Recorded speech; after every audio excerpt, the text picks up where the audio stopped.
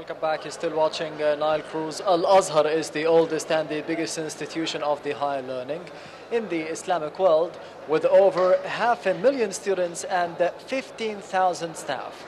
Of course, we do know that Al-Azhar Institute also expressed the full support for the comprehensive operation Sinai 2018, announced by the Armed Forces and the Ministry of Interior to purge the country of terrorism. I'm honored today to be having with me Mr. Saeed Kishk Al-Azhary, the member of the Higher Council of Al-Azhar. Mr. Saeed, thank you very much for being with us today. Thank you for having me. Mr. Saeed, throughout history, Al-Azhar has gained the respect of the Muslims and the non-Muslims. What are the reasons behind this? Well, in the name of Allah, the merciful, the gracious, praise be to Allah, the Lord of the worlds, and may Allah peace and blessings upon the Prophet Muhammad, his companions, his messengers, and all past prophets, and Moses, Jesus, and Abraham. We make no difference. لا نفرق بين أحد من رسله. And we ask Allah subhanahu wa ta'ala to increase us in knowledge and never make us among those who their effort or whose efforts have been wasted in this life, and yet they consider their work to be good. الذين ضل سعيهم في الحياة الدنيا وهم يحسبون أنهم يحسنون صنعا. And we ask Allah subhanahu wa ta'ala to make us among those who strive for the sake of Allah, and accordingly He is gonna to guide us to the right path. الذين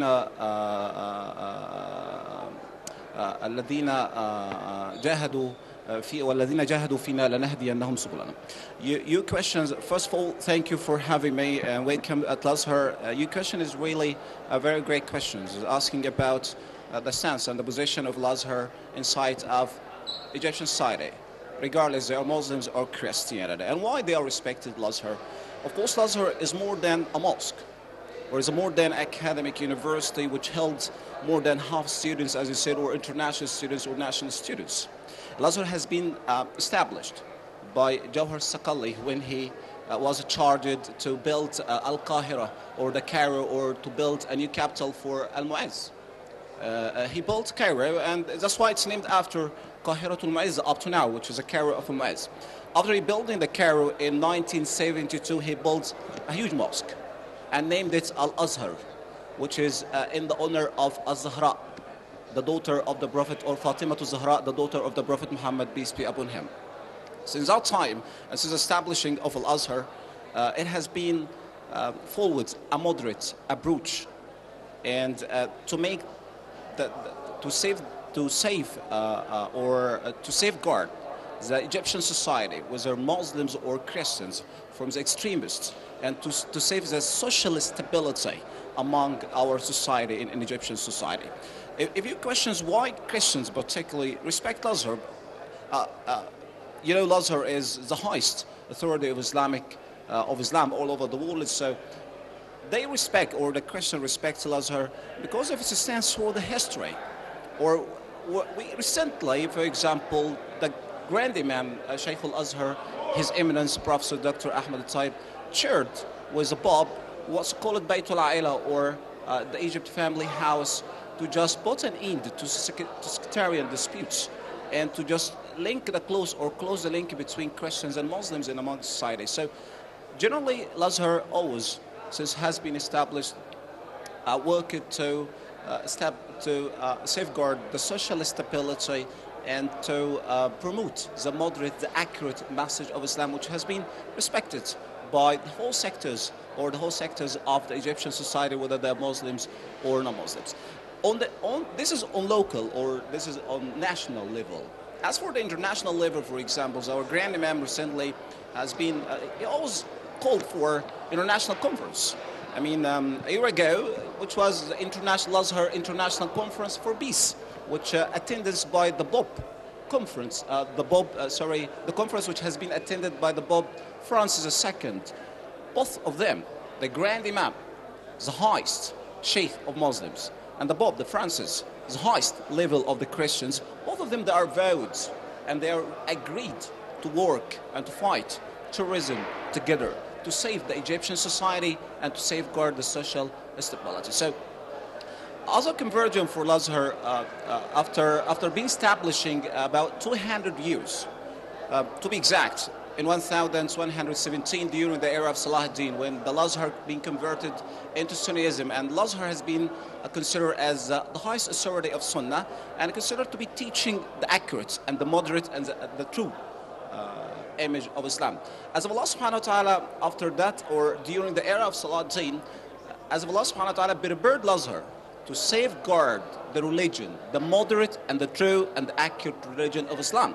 إِنَّا نَحْنُ نَزَّلْنَا الذِّكْرَ وَإِنَّا لَهُ لَحَافِظُونَ. Allah subhanahu wa ta'ala has sent down the revelation, the Quran, and then He vowed to safeguard that religion. So, in my point of view, Al-Azhar is one of influential or considered as influential tool to safeguard the true religion and to safeguard the social stability, to represent, of course, the true image of Islam.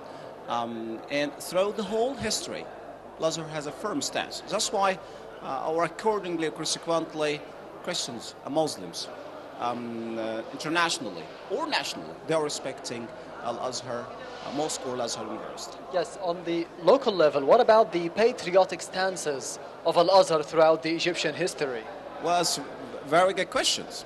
The historical stances, or as I just said, Al-Azhar has a firm and decisive stance throughout the history.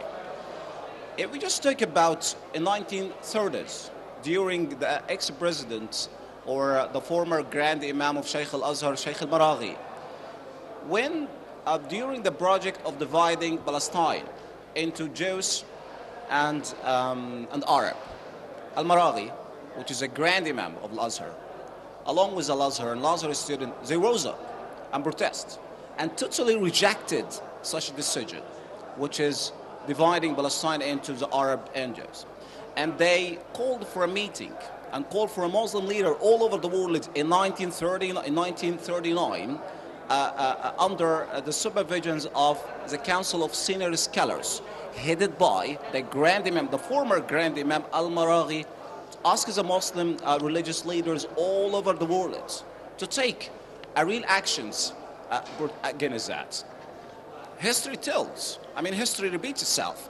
What's happening nowadays, our Grand Imam, the Grand Imam, His Eminence Professor Dr. Ahmed al-Tayyib, rejected totally to meet the Vice President of Trump when he, after the unfair decision of Trump to Jerusalem to be, or to move the UCMC into Jerusalem.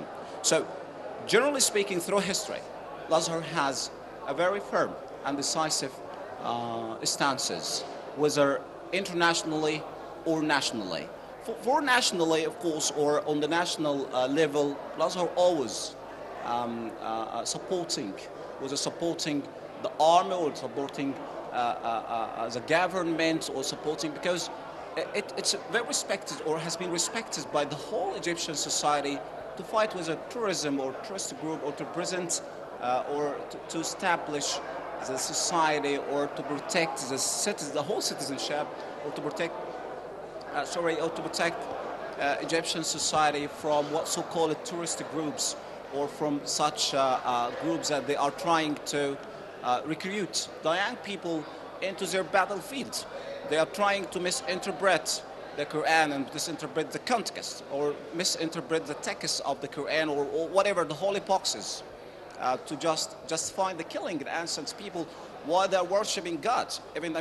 People who are killing the worshippers while they are praying, whether in a mosque or in a church, Azhar always condemn. Azhar tried to issue a fatwa telling people what does Islam say about that, about killing innocent people is prohibited in all religions, whether in Islam or Christianity. So Azhar always plays a vital and integral role in order to establish the social stability inside Egypt and outside Egypt through history, whether for supporting Jerusalem. We're going to say about 2 months ago, the international conference that the Grand Imam has been called for advocating and supporting Jerusalem. That's why we always say that Azhar through history, over 1,000 years ago, still have a stance and a decisive, a firm stances nationally and internationally. Sir, new waves of renovation is taking place now, not only in the Al-Azhar buildings, but also in its discourse and in its stances. How do you see that? Well, if you take about renovation and you take it about restoration or take about literally, yeah, Al-Azhar has been started, I mean, through history, Al-Azhar has been developed as a building.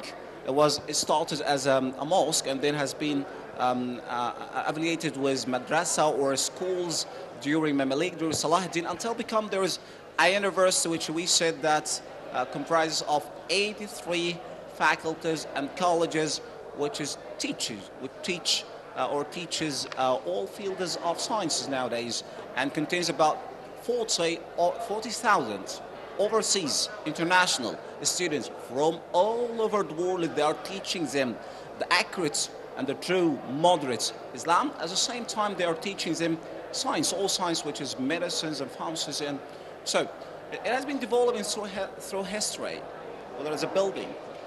But recently, which is about 2015, and the initiative which has been launched by the Saudi King Abdullah, may Allah rest his soul, before his death, to renovate and restore the Al-Azhar historical building as a Muslim, as Islamic monuments, and to restore and to restore some faculties and some residential building for international students as well as for national students.